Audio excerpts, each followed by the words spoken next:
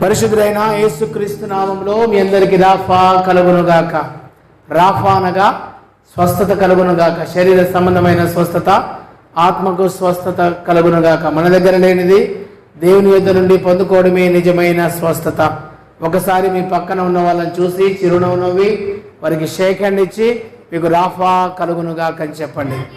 మీకు రాఫా కలుగునుగాక. దేవుడు మిమ్మల్ని స్వస్థపరచునుగాక. దేవుడు మీకు సహాయం చేయునుగాక. దేవుడు మీకు విడుదల ఇచ్చునుగాక. దేవుడు మిమ్మల్ని అభివృద్ధి పరచునుగాక. దేవుడు మీ జీవితాలు అనేకమైన అద్భుతాలు, ఆశ్చర్య కార్యాలు జరిగించునుగాక. దేవుడు మిమ్మల్ని అనేక రకాలుగా దీవించి ఆశీర్వదించునుగాక. ఆమేన్, ఆమేన్, ఆమేన్. దేవునికి స్తోత్రాలు. మరి 12వ రోజు, మరి ఈరోజు 12వ రోజు, మరి 11 రోజులు దేవుడు మనల్ని ఎంతగానో కాచి కాపాడి దీవించి మరి 11 రోజులు చక్కగా ఈ ప్రార్థన చేయడానికి దేవుడు ఎంతగానో కృప చూపించాడు. ప్రతిరోజు సాయంత్రం మరి రాత్రి 7 గంటల నుంచి రాత్రి 9 గంటల వరకు జరుగుతున్న ఈ యొక్క ప్రార్థనలో మీరందరూ పాల్గొన్నందుకు మీకు వందనాలు. దేవుడు మిమ్మల్ని దీవించి ఆశీర్వదించునుగాక. ఆమేన్, ఆమేన్. ఈ 12వ తారీఖు ఒక ప్రత్యేకమైన రోజు అండి. మా కుటుంబానికి, నాకు సునీతకి ఇంకా ప్రత్యేకమైన రోజు. మా పెళ్లి రోజు ఈరోజు. మా పెళ్లి రోజు ఇప్పటికి 13 సంవత్సరాలు. ఇప్పటికి ఈ రోజుకు 13 సంవత్సరాలు. 12 నుండి 13వ సంవత్సరంలోకి అడుగు పెట్టడానికి దేవుడు ఎంతగానో కృప చూపించాడు. ఈ 13 సంవత్సరాల్లో మరి దేవుడు మాకు 3 పిల్లలను ఇచ్చాడు. ఈ 13 సంవత్సరాల్లో పులివెందుల్లో సువార్త పరిచర్య చేయడానికి, ఈ 13 సంవత్సరాల్లో టెక్కల్లో సువార్త పరిచర్య చేయడానికి దేవుడు ఎంతగానో కృప చూపించాడు. దాదాపుగా 1500 గ్రామాలు తిరిగి సువార్త ప్రకటించడానికి దేవుడు ఎంతగానో సహాయం చేసినాడు. 20 రాష్ట్రాలు తిరిగి ఇప్పటికి నేను 20 రాష్ట్రాలకు వెళ్ళి అక్కడ ప్రార్థన చేసి రావడం జరిగింది. 20 రాష్ట్రాల్లో దేవుడు నన్ను ఎంతగానో బలంగా వాడుకున్నాడు. అందుని బట్టి దేవునికి మహిమ కలుగును గాక. ఎన్నో బాధలు, ఎన్నో కష్టాలు, ఎన్నో వేదనలు, ఎన్నో ఆర్థికమైన పరిస్థితులు, ఎన్నో అవమానాలు, ఎన్నో నిందలు అన్నీ భరించి దేవుని కోసం ఈరోజు మీ ముందు మేము ఈ విధంగా కనబడుతున్నాం. దేవునామానికి సమస్తమైన మహిమ కలుగునుగాక. హల్లెలూయా, హల్లెలూయా. ఈరోజు అంశము, విశ్వాసముతో ప్రార్థిస్తే ఆత్మతో నింపబడతాం. ఏం చేస్తామండి? విశ్వాసముతో దేవునికి ప్రార్థన చేస్తే ఆత్మతో నింపబడతాం, పరిశుద్ధాత్మతో నింపబడతాం. ఆత్మీయ వరములు కలుగుతాయి. అపొస్తలుల కార్యములు 2వ అధ్యాయము 16 నుండి 18 వచనాలు గల దేవుని వాక్యాన్ని చదువుకుందాం. అపొస్తలుల కార్యములు 2వ అధ్యాయము, అపొస్తలుల కార్యములు 2వ అధ్యాయము 16, 17, 18 3 వచనాలు చదువుకుందాం. చెప్పబడిన సంగతి ఇదే, ఏమనగా అంత్య దినములయందు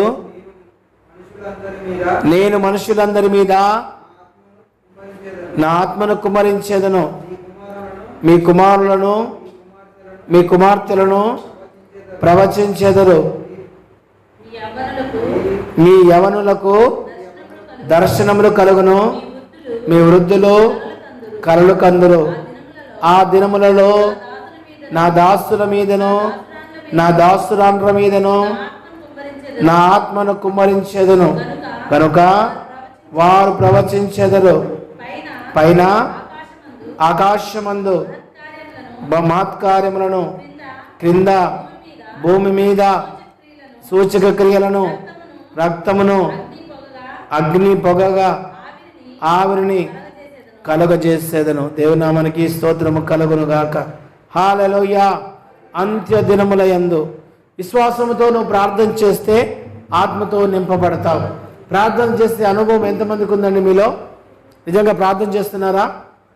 నిజంగా ప్రార్థన చేసే అనుభవం అయితే ఉందా? నిజంగా నువ్వు దేవునికి మొర్ర పెడితే, నేను ఎప్పుడు చెప్తున్నాను, ఇది ప్రార్థన మహోత్సవములు, కేవలం ప్రార్థన మహోత్సవములు. ఇంత చిన్న సంఘంలో 23 రోజులు కంటిన్యూగా జరగడం అది దేవుని కృపే. పెద్ద పెద్ద సంఘాలే ఏం చేస్తున్నాయండి? నిర్వహించలేకపోతున్నాయి. చాలామంది చేయలేకపోతున్నారు. కానీ దేవుడు మనకు ఈ చిన్న సంఘానికి దేవుడు ఎంతగానో కృప ఇచ్చినాడు. ప్రతిరోజు సాయంత్రం ఎన్ని రోజులు? 23 రోజులు. అంతేనా? ఒక ఆదివారం వస్తే మళ్ళీ ఆదివారం మనం రావడం చాలా కష్టం. మళ్ళీ సాయంత్రం ఆదివారం పొద్దుగాలు వస్తే మళ్ళీ ఆదివారమే మనం వస్తాం. వారం రోజులకు ఒక్కసారి వస్తాం. అలాంటిది 23 రోజులు కంటిన్యూగా నువ్వు దేవుని సన్నిధిలో కనబడుతున్నావంటే నిజంగా 23 రకాలైన ఆశీర్వాదాలు నీవు పొందుకుంటావు. హల్లెలూయా. 23 రకాలుగా దేవుడు నిన్ను దీవిస్తాడు. ఎన్ని రోజులు 23 రోజులలో నువ్వు ఎన్నిసార్లు దేవుని మందిరంలో నువ్వు కనబడతావో, 23 రోజులలో ఎన్నిసార్లు ప్రభు సన్నిధిలో నువ్వు కనబడతావో, ఎన్ని రోజులు నువ్వు రాగలవో అన్ని రకాలుగా దేవుడు నిన్ను దీవించబోతున్నాడు. దేవునికి స్తోత్రం కలుగును గాక. దేవుని మహాకృప ఈ 2 గంటలు జరిగే ఈ ప్రార్థనలో పాటలు పాడడం, వాక్యం వినడం, ప్రార్థన చేయడం, ఈ విధంగా చేయడం వల్ల అది మీకు మీ కుటుంబానికి ఆశీర్వాదము. మీరు ప్రభు సన్నిధిలో కూర్చొని ప్రభు సన్నిధిలో ఉండి, దేవా నాకు ఈ సమస్య ఉన్నది, ఈ సమస్య నుంచి విడిపించు, ఈ బాధ ఉన్నది, ఈ బాధ నుండి విడిపించు, ఈ వేదన ఉన్నది, ఈ వేదన నుండి విడిపించు, నా కుటుంబంలో కుదరని రోగాలు ఉన్నాయి, నా కుటుంబంలో ఎన్నో రోజులుగా ఎన్నో సంవత్సరాలుగా నేను ఎంతగానో బాధపడుతున్నాను ప్రభా, అయ్యా నాకు విడుదల దయచేయమని యేసు ప్రభుని నువ్వు అడిగినప్పుడు దేవుడు ఏం చేశాడండి? నువ్వు ప్రార్థన చేసినప్పుడు ఆత్మతో దేవుడు నిన్ను నింపి నీ ప్రార్థనకు ఆయన జవాబు అనుగ్రహించే దేవుడుగా ఉంటున్నాడు. ఒకవేళ ప్రార్థన చేసే అనుభవం మీకు లేకపోతే మీరేం చేయాలండి? ఈరోజే ప్రార్థనను మీరు ప్రారంభించండి. ఎంతమంది ఉదయాన్నే లేస్తున్నారండి? ఉదయాన్నే 4 గంటలకు, కొంతమంది 5 గంటలకు, 6 గంటలకు,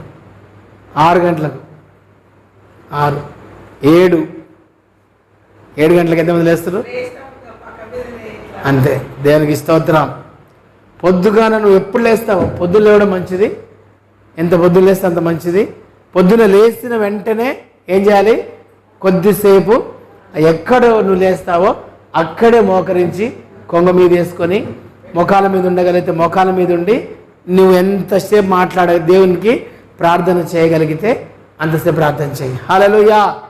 నీ ఇష్టం 5 నిమిషాలు, 10 నిమిషాలు, 20 నిమిషాలు, నీకు ఎంతసేపు సమయం ఉంటే ఎంతసేపు నువ్వు ప్రార్థన చేయగలవో అంతసేపు దేవునికి మనస్ఫూర్తిగా నువ్వు ప్రార్థన చేయి. ఇప్పుడే ఈ రేపటి నుంచే మీరు దాన్ని ప్రారంభించండి. నిజంగా దేవుడు తప్పకుండా మీ జీవితంలో ప్రార్థన ఆత్మను దేవుడు మీకు అనుగ్రహించి దేవుడు మీ జీవితంలో జరగని కార్యాలన్నీ, ఆగిపోయిన కార్యాలన్నీ, మిమ్మల్ని వేధిస్తున్న దురాత్మ శక్తులన్నీ, మీ మీద వెంటబడుతున్న ప్రతి చీకటి శక్తుల నుండి, మిమ్మల్ని బాధ పెడుతున్న వారి నుంచి యేసు నామములో మీకు విడుదల కలుగునుగాక. హల్లెలూయా. దేవునికి స్తోత్రం. ప్రార్థన చేసినప్పుడు మనందరం ఆత్మతో నింపబడతాం. మనుషుల మీద నా ఆత్మను దేవుడు కృమ్మరిస్తానని సెలవిస్తూ ఉన్నాడు. మీ కుమారులు, మీ కుమార్తెలు ప్రవచించెదరు, మీ యవనస్తులు దర్శనములు చూసెదరు, వృద్ధులు కలలు కందురు అన్నట్టుగా దేవుని వాక్యం సెలవిస్తూ ఉంది. నిజంగా ప్రార్థనాత్మతో నింపబడితే ఎంతసేపు ప్రార్థన చేస్తాం? 5 నిమిషాలు, 10 నిమిషాలు. మరి కొంతమంది ఎంతసేపు చేస్తారండి? గంట సేపు చేస్తారు కొంతమంది, మంచిదే. 2 గంటలు చేస్తారు, మంచిదే. 3 గంటలు చేస్తారు, మంచిదే. కేవలం ప్రార్థన ఎంతసేపు చేస్తే అంత మంచిది. ప్రార్థన చేయడంతో పాటు నిన్న ఒక మాట మనం నేర్చుకున్నాం. ఏంటండి? ప్రార్థన చేయడం మాత్రమే కాదు, దేవుడు ఏదైతే మనతో చెప్పాడో ఆ మాటను మనం ఏం చేయాలి? వినాలి. దేవుడు చెప్పిన మాటను వినాలి. దేవుడు చెప్పిన మాట వినకుండా నీ ఇష్టానుసారంగా, నా ఇష్టానుసారంగా, మన ఇష్టానుసారంగా బ్రతుకుతూ నా ఇష్టానుసారంగా నేను బ్రతుకుతా, నా ఇష్టం నేను తింటా, తాగుతా, అంతేనా, తిడుతా, కొడతా, నా ఇష్టం, నన్ను ఎవరు అడిగేది లేదని నీ ఇష్టానుసారంగా నీ ఉంటే నువ్వు కొన్నిసార్లు ఎంత ప్రార్థన చేసినా ఆ ప్రార్థన ఏమవుతుంది? వ్యర్థమే. దావీదు మహారాజు అంటాడు, నా హృదయములో నేను పాపము లక్ష్యము చేసిన ఎడల ప్రభు నా మనవి ఆలకించకపోవును. మన మాటలు మంచిగా లేవు, అంతేనా? మన చూపులు సరైనవి కావు, మన క్రియలు సరైనది కావు, మన ఆలోచన విధానము సరి అయినది కాదు. అలాంటి సమయంలో నువ్వు ఎంత ప్రార్థన చేసినా కొన్నిసార్లు ఏమవుతుందండి? పాపముతో నిండి నువ్వు ప్రార్థన చేస్తే ఆ ప్రార్థన పరలోకానికి చేరదు. నిజంగా ప్రార్థన చేయాలి. ప్రార్థన చేస్తూ ఉండడమే కాదు, పరిశుద్ధంగా మన జీవితాలు మనం జీవించాలి. పరిశుద్ధమైన మాటలు మన నోటి నుంచి రావాలి. నువ్వేం చూస్తూ ఉన్నావో జాగ్రత్తగా చూడాలి. నువ్వేం వింటూ ఉన్నావో జాగ్రత్తగా వినాలి. నువ్వు ఎక్కడికి నడుస్తూ ఉన్నావో చాలా జాగ్రత్తగా ఉండాలి. చాలాసార్లు ఎక్కడికి పడితే అక్కడికి వెళ్తాం. ఏ మాటలు పడితే ఆ మాటలు మాట్లాడతాం. ఏవి పడితే అవి మన చెవి గుండా మనం వింటూనే ఉన్నాం ఇష్టానుసారంగా. మనం వింటూనే ఉన్నాం మన ఇష్టానుసారంగా. అయితే దేవుడు అంటున్నాడు, దేవుడు నీ యొక్క కార్యాన్ని నెరవేర్చాలంటే, దేవుడు నీ జీవితంలో ఆగిపోయిన కార్యాలన్నీ ఒక అద్భుతాలుగా మారాలంటే నువ్వు ప్రార్థన చేస్తూ ఉండాలి.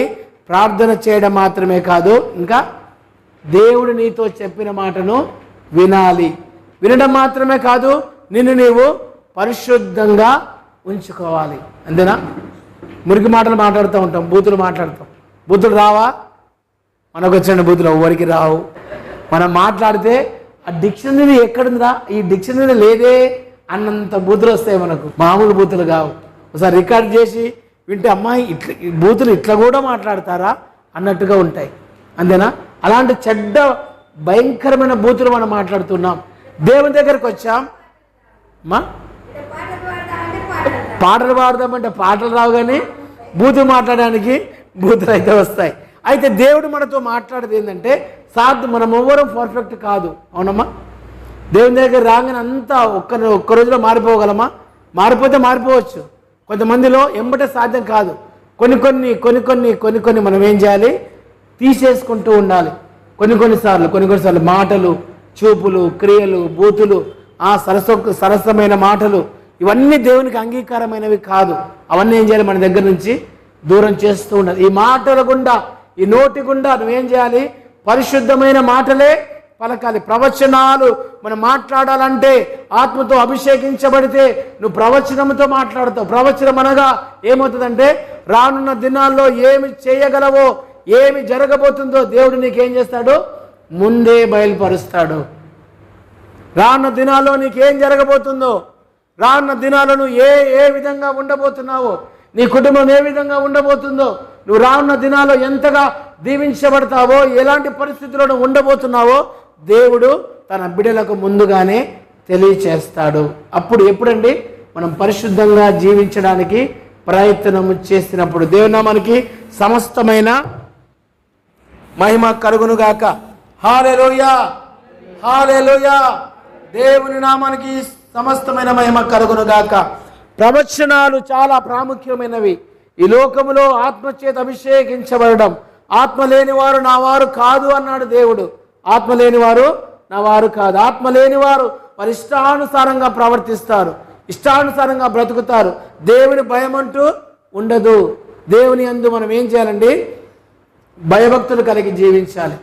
నేనేం చేస్తున్నా? దేవుడు చూస్తున్నాడు. ఇది మంచిది కాదు, దీనివల్ల ఇది సరైనది కాదు, ఇది చేయడం వల్ల నిజంగా నా కుటుంబానికి నష్టం, ఇది చేయడం వల్ల దేవునికి అవమానకరం, నేను ఇది చేయడం వల్ల నా కుటుంబానికి నష్టమవుతుంది, దీనివల్ల మేము నష్టపోతాం, దీనివల్ల మేము ఎంతో బాధలు పడతాం అని చెప్పి వివేచన జ్ఞానము మనకున్నట్లయితే ఖచ్చితంగా నిన్ను నీవు కాపాడుకుంటావు, నీ కుటుంబాన్ని కాపాడుతావు. దేవుడు అంటే భయం ఉండాలి, దేవుడు అంటే భక్తి, రెండూ కలిసి ఉండాలి. చాలాసార్లు మన జీవితాల్లో దేవుడు అంటే భయం ఉండదు, భక్తి ఉండదు. కొందరికేమో భక్తి ఉంటుంది. భక్తి అంటే ఏంటండి? ఆదివారం రావాలా, బుధవారం రావాలా, శుక్రవారం రావాలా, మీటింగ్స్ అయితే పాల్గొనాలా, ఇంకా గృహ కోరికలు అయితే పాల్గొనాలి. ఇది భక్తి. వెళ్ళాలి కాబట్టి భక్తి, కూర్చోవాలి కాబట్టి భక్తి, దేవుని మాటలు వినాలి కాబట్టి భక్తి, దేవుని పాటలు పాడాలి కాబట్టి భక్తి. ఇదంతా భక్తి సంబంధం. ఒకవేళ నువ్వు పాపం కనుక చేయవలసి వస్తే దేవుడు నన్ను చూస్తూ ఉన్నాడు, దేవుడు నన్ను గమనిస్తూ ఉన్నాడు, దేవుడు నా జీవితాన్ని నేను ఆయనకు అర్పించాను, ఈ పాప సంబంధమైన క్రియలు నేను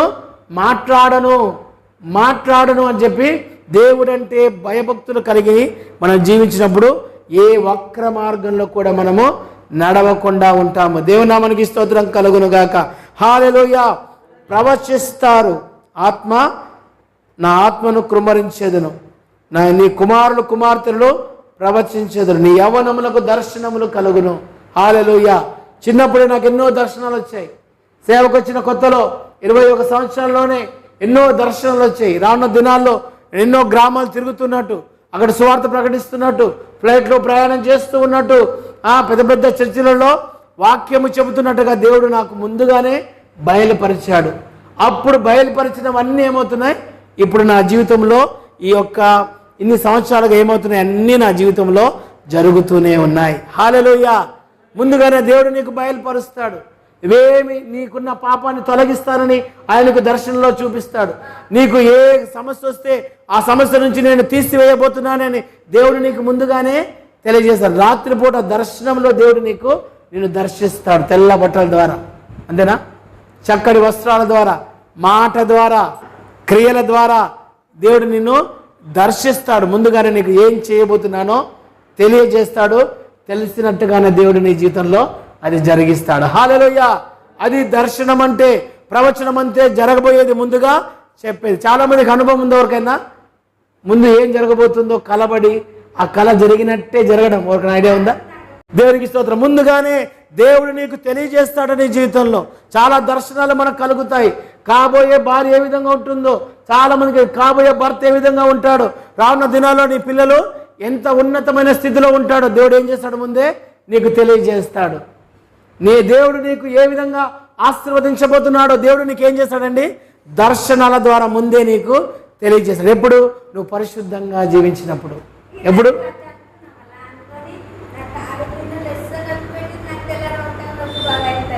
హల్లెలూయా. ఆదివారం చెప్పు, దేవునికి స్తోత్రం కలుగును గాక.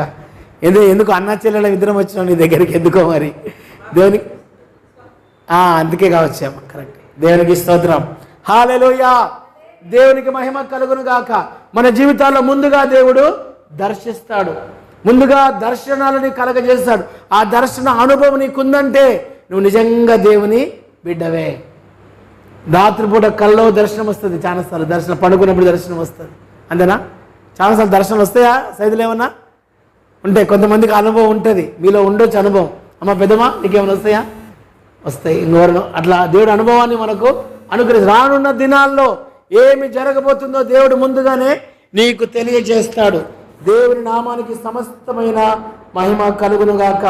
హల్లెలూయా, హల్లెలూయా. దేవునికి స్తోత్రాలు. దేవుడు ఆత్మచేత అభిషేకించబడతాడు. దేవుని నామానికి మహిమ కలుగునుగాక. దేవునికి స్తోత్రాలు. దేవుడు ఒక్కడే మన జీవితాల్లో అద్భుతాలు, ఆశ్చర్యకారం జరిగించే దేవుడు.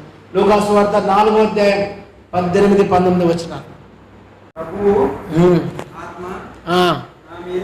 ప్రభువు ఆత్మ నా మీద ఉన్నది, బీదలకు సువార్త ప్రకటించుటకై ఆయన నన్ను అభిషేకించెను, చెరలో ఉన్న వారికి విడుదలను, గుడ్డి వారికి చూపును కలుగునని ప్రకటించుటకును, నలిగి ప్రభు హితవస్త్రం చాలు. ప్రభు ఆత్మ నా మీద ఉన్నది, బీదలకు సువార్త ప్రకటించుటకై ఆయన నన్ను అభిషేకించెను, చెరలో ఉన్న వారిని విడుదల కలిగించుటకై. దేవునికి స్తోత్రాలు. దేవుని ఆత్మచేతను నింపబడితే దేవుడు నీకు సహాయం చేస్తాడు. నువ్వు ప్రార్థన చేసినప్పుడు అద్భుతాలు జరుగుతాయి. నువ్వు ప్రార్థన చేసినప్పుడు కుంటివారు లేచి నడుస్తారు. నువ్వు ప్రార్థన చేసినప్పుడు స్వస్థత కార్యాలు జరుగుతాయి. నువ్వు ప్రార్థన చేసినప్పుడు దయ్యాలు వెళ్ళగొట్టబడతాయి. నువ్వు ప్రార్థన చేసినప్పుడు దేవుడు అనేక రకాలుగా అనేక మందిని దేవుడు దీవిస్తూ ఉంటాడు. నువ్వు ప్రార్థన చేసినప్పుడు వాక్యమిని అనేక మంది ఏమవుతారండి, మారు మనసు రక్షణ పొందుతారు. దేవుని మనకి సమస్తమైన మహిమ కలుగును గాక. గుడ్డి వారికి చూపులు కలుగుతాయి, కుంటి వారికి నడకొస్తుంది, మూగవారు మాట్లాడతారు, చెవిటి వారు వింటారు, ఇంకా చనిపోయిన వారు తిరిగి లేస్తారు, నలిగిన వారిని విడిపించడానికి దేవుడు సహాయము చేస్తాడు. దేవుని మనకి మహిమ కలుగును గాక. నిజముగా మన పరిచర్య రానున్న దినాల్లో విస్తరించబోతూ ఉంది. దేవుడు మన సంఘములో అనేకమైన అద్భుత కార్యాలు దేవుడు జరిగించబోతున్నాడు. అనేక మంది అన్యులను మన దేవుని మందిరానికి వచ్చినప్పుడు వారిని ముట్టి స్వస్థపరిచి, మరణించిన వారిని తిరిగి లేచడానికి, బాధల్లో ఉన్న వారికి బాధ నుంచి విడుదల కలిగించడానికి, అనేకమైన ఇబ్బందులు ఇరుకులో ఉన్న వారికి దేవుడు గొప్ప సహాయము ద్వారా నేనున్నానని దేవుడు నిరూపించుకోబోతున్నాడు. దేవుని నామానికి మహిమ కలుగును గాక. హల్లెలూయా, హల్లెలూయా. ప్రభువు ఆత్మ నలిగిన వారిని విడిపించడానికి. చాలాసార్లు నలిగిపోయి ఉంటామమ్మ, తెలుసా? బాధలతో భయంకర నలిగిపోయి ఏం మాట్లాడలేని పరిస్థితి, ఏం చేయలేని పరిస్థితి, ఏం మాట్లాడాలో తెలియదు. ఎందుకంటే అలాంటి సమస్యలు ఏం చేస్తాయి, చుట్టుముట్టు మనల్ని ఆవరిస్తూ ఉంటాయి. సమస్యలు ఉంటాయి, చుట్టుముట్టు సమస్యలని మనల్ని ఆవరించేస్తాయి. ఆ సమస్యల గుండా ఏ మార్గం గుండా వెళ్ళాలో తెలియని పరిస్థితి, ఆ బాధ గుండా ఎటు వెళ్ళాలో, దేని ద్వారా ఎటువైపు వెళ్తే నాకు సమాధానం దొరుకుతుందో తెలియని పరిస్థితిలో మనం ఉంటాం. కానీ దేవుడు అంటున్నాడు, నలిగిన వారికి మనం విడుదల దేవుడు ఇవ్వబోతున్నాడు. దేవునికి స్తోత్రాలు, హల్లెలూయా. నలిగిన వారు, నలిగిపోయిన కుటుంబాలు, నలిగిపోయిన వ్యక్తులు, బాధలతో కన్నీటితో పరుల మాటలు, గాయములు కొందరి మాటలు ఎట్లుంటాయో తెలుసండి, గుండె గుచ్చుకొని పోతాయి. ఎప్పుడు కూడా ఆ మాట మర్చిపోలేము, తెలుసా? అంతేనా? కొంతమంది మాట్లాడితే చిన్నప్పుడు మాట్లాడినా సచ్చిందా కూడా ఆ మాట గుర్తుంటుంది. కొన్ని మాటలు అట్నే గుర్తుండిపోతాయి. గాయపరిచే మాటలు, గుండెను గాయపరిచే మాటలు, మనుషులను బాధ పెట్టే మాటలు. ఎందుకురా బ్రతకడం, ఎందుకు బ్రతకాలి, మాటలు విన్న తర్వాత చనిపోతే మేలు అనుకునేంత విధంగా. చాలామంది కత్తితో పొడిస్తే ఒక నిమిషంలో ప్రాణం పోతుంది, కానీ కొంతమంది ఏం చేస్తారు, మాటలతో చంపేస్తారు. బలహీనులైతే ఏం చేస్తారండి, ఆ యొక్క మాటలకే చనిపోయే పరిస్థితి ఏర్పడుతుంది. నలిగిపోయిన వారు అనేక మంది, ఏ విషయంలో నువ్వు నలిగిపోయి ఉన్నావో, బాధల్లో, కష్టాల్లో, ఆర్థిక సమస్యల చేత, ఇబ్బందుల చేత, ఇరుకుల చేత నువ్వు నలిగిపోయి ఉన్నావో, దేవుడు ఏం చేయబోతున్నాడు, ఆ నలిగి నుంచి నిన్ను పైకి లేవనెత్తబోతున్నాడు. హల్లెలూయా, దేవునికి స్తోత్రం కలుగును గాక. నలిగిపోయిన నువ్వు, బాధలో ఉన్న నువ్వు రాను దినాల్లో మహా గొప్ప శక్తిగా ఎదగబోతున్నావు. దేవుని నామానికి స్తోత్రం కలుగును గాక. నమ్ముతున్నారా? నమ్మిన వారు గట్టిగా హల్లెలూయా అని చెప్పండి ఒకసారి. హల్లెలూయా. నలిగిన స్థితిలో, వేదన స్థితిలో, కింద పడిపోయిన స్థితిలో, ఇబ్బందికరమైన పరిస్థితిలో ఉన్న నీవు ఏం కాబోతున్నావు, రాను దినాల్లో మహాశక్తిగా మారబోతూ ఉన్నావు. దేవునికి స్తోత్రాలు. దేవుని మాట నువ్వు ప్రకటించిన వెంటనే అద్భుతాలు జరగబోతున్నాయి. నువ్వు దేవుని గురించి చెప్పిన వెంటనే అనేక మంది మారబోతున్నారు. నువ్వు దేవుని గురించి చెప్పిన వెంటనే అనేక కుటుంబాలు వర్ధిల్లుతూ ఉన్నాయి. నువ్వు దేవుని గురించి చెప్పిన వెంటనే అనేకులు నీ మాటను ఆలకించి దేవుని వైపు రాబోతున్నారు. నలిగిన వారికి ఏ విషయంలో ఈ రాత్రి వేళ సమయంలో నువ్వు నలిగిపోయావో, నీ కుమారుని విషయంలో నలిగిపోయావో, నీ కుమార్తెల విషయంలో నువ్వు నలిగిపోయావో, నీ కుమారుల విషయంలో నలిగిపోయావో, ఉద్యోగంలో నువ్వు నలిగిపోయి ఉన్నావో, అంతేనా? నీ యొక్క మనమరాళ్ళ విషయంలో, మనమని విషయంలో నువ్వు నలిగిపోయి ఉన్నావో, భర్త విషయంలో, నీ భార్య విషయంలో నువ్వు నలిగిన స్థితిలో నువ్వు ఉన్నావో, దేవుడు ఏం చేయబోతున్నాడు, దానికి యేసు నామములో నీకు ఆ నలిగిన స్థితి నుండి బయటికి రప్పించబోతున్నాడు. దేవుని నామానికి సమస్తమైన మహిమ కలుగును గాక. హల్లెలూయా, హల్లెలూయా. అపొస్తలుల కార్యములు 16వ అధ్యాయం 7వ వచనం.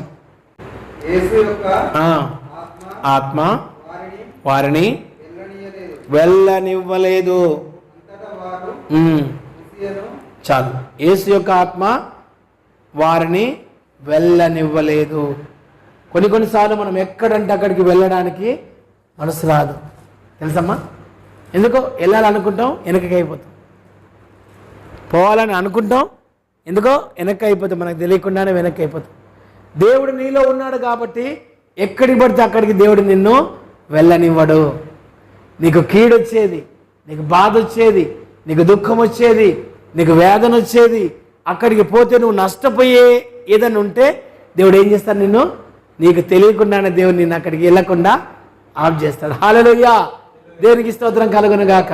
ఈ అంతా మా గొడవ జరుగుతుంది కదా, ఫస్ట్ మేము అనుకున్నాం, మేము ఎట్టి పరిస్థితుల్లో మేమంతలమేముగా పోలీస్ స్టేషన్ వెళ్ళొద్దు, మేమంతలమేముగా కోర్టుకు వెళ్ళొద్దు, మేమంతలమేముగా ఏమీ చేయొద్దు అని మేము నిర్ణయించుకున్నాం. మేము మా కుటుంబం అదే నిర్ణయించుకున్నాం. ఫస్ట్గా మేము కోర్టుకు వెళ్ళొద్దు, ఫస్ట్గా మేము ఆ పోలీస్ స్టేషన్లోకి వెళ్ళొద్దు, ఎవరికి తెలియజేయద్దు, కేవలం దేవునికి మాత్రమే చెప్పాలి మా సమస్య అని మేము నిర్ణయించుకున్నాం. దేవునికి స్తోత్రం. దేవుడు మమ్మల్ని ఎక్కడికి మీరు వెళ్ళొద్దు అని అన్నట్టుగా దేవుడు మాతో మాట్లాడాడు కాబట్టి మేము ఎక్కడికి వెళ్ళకుండా ఈ రోజు వరకు అలానే ఉన్నాం. దేవుడు మనకి స్తోత్రం కలుగును గాక. ఎక్కడికి వెళ్ళనివాడు, నీకేది మేలో, ఏది మంచిదో, ఏ మార్గంలో నువ్వు ప్రయాణిస్తే నీకు క్షేమము కలుగుతుందో, ఏ మార్గంలో నువ్వు ప్రయాణం చేస్తే నీకు మేలు కలుగుతుందో దేవుడు ఏం చేస్తాడు, అదే మార్గంలో నిన్ను నడిపిస్తాడు. ఒక సేవకుడు ఉన్నాడండి, ఒక దగ్గర వాక్యం చెప్పి మరొక ప్రదేశానికి వెళ్ళిపోతున్నాడు. ఆయన బస్ కోసం అక్కడ ఎదురు చూస్తూ ఉన్నాడు, బస్ కోసం ఎదురు చూస్తూ ఉన్నాడు. ఒక బస్సు వచ్చింది, ఆ బస్సులో దాదాపుగా ఫుల్గా ఉన్నారు. ఈయన ఎక్కుదాం అనుకునేసరికి ఆ ఫుట్పాత్ మీద ఉన్న వాళ్ళు ఎక్కనీయలేదు. లేదని ఎలగొట్టేసి ఆయన చాలా అర్జెంటుగా బయటకు వెళ్ళాలా, బస్సులు సామాన్యంగా ఉండవు అక్కడ. చాలా బాధపడుతున్నాడు, ప్రభా రాకరాక ఒక బస్సు వచ్చింది, ఈ బస్సులో నేను ఎక్కాలని ప్రయత్నం చేస్తున్నాను, కానీ ఉన్నవారు ఏం చేస్తారు, నన్ను బస్సులోకి ఎక్కనివ్వలేదని ఆయన బాధపడుతున్నాడు. అనుకోకుండా కొద్దిసేపటి తర్వాత, ఒక గంట తర్వాత మరొక బస్సు వచ్చింది. ఆ బస్సులో ఆయన ఎక్కి ప్రయాణం చేస్తూ ఉన్నాడు. చేసి కొద్ది దూరం వెళ్ళిన తర్వాత ఏమైందో తెలుసా, అక్కడ పంట పొలాల్లోకి ఒక బస్సు వెళ్ళిపోయి బస్సు దాంట్లో పడిపోయింది. ముందడి బస్సు ఏంటండి, ముందు బస్సు వెళ్ళిపోయింది, అక్కడ పడిపోయింది. అందరి నుండి చూస్తూ ఉన్నారు. ఈయన కూడా లేచి ఏమైంది ఆత్రం ఉంటుంది ఎట్లయినా, లేచి చూస్తూ ఉన్నాడు ఏం జరిగిందని. చూస్తూ ఉంటే అంతకంటే ముందు ఈయన ఎక్కాల్సిన బస్సే ఏమైంది, అది పంట కాలులోకి వెళ్ళి పడిపోయింది. అంటే దేవుడు మనకు తెలియకుండానే ఏం చేస్తాడు, నీ కాలు అక్కడ పడకుండా ఏం చేస్తాడు, ఆయన తిరిగి వెనక్కి తీసుకుంటాడు. ఏదైనా మన మేలు కొరకే. హల్లెలూయా. ఏది దేవుని ఆత్మ, దేవుడు నీతో ఉన్నప్పుడు, దేవుడు నీకు సహాయం చేస్తూ ఉన్నప్పుడు ఏం జరుగుతుంది, కొన్నిసార్లు దేవుడు నీకు అది ఏదైనా అది మేలు కొరకే దేవుడు జరిగిస్తాడు. దేవుని నామానికి కొన్ని ఆలస్యం అవుతూ ఉంటాయి, భయపడాల్సిన అవసరం లేదు. కొన్ని ఆలస్యం అవుతుంది, స్వస్థత కోసం ప్రార్థన చేస్తావు, ఏంటంటే కొన్నిసార్లు రాకపోవచ్చు, ఏం బాధ లేదు. దేవుడు ఖచ్చితంగా స్వస్థపరిచే దేవుడు. నీ బాధలు పోలేదని నువ్వేం బాధపడొద్దు, నీకు వేదన పోవట్లేదని ఏం బాధపడొద్దు. దేవుడు తప్పకుండా తగిన సమయం అది ఏం చేస్తాడు, ఆయన నీ జీవితంలో ఒక అద్భుతాన్ని జరిగించే దేవుడుగా ఆయన ఉంటున్నాడు. దేవుని నామానికి మహిమ కలుగును గాక. మీరు దర్శనాలు చూడబోతున్నారు, మీరు ప్రవచనాలు చెప్పబోతున్నారు. దేవుడు మిమ్మల్ని సమృద్ధివంతంగా ఆశీర్వదించబోతున్నాడు. దేవుని నామానికి సమస్తమైన మహిమ కలుగును గాక. ఆమేన్, ఆమేన్, ఆమేన్.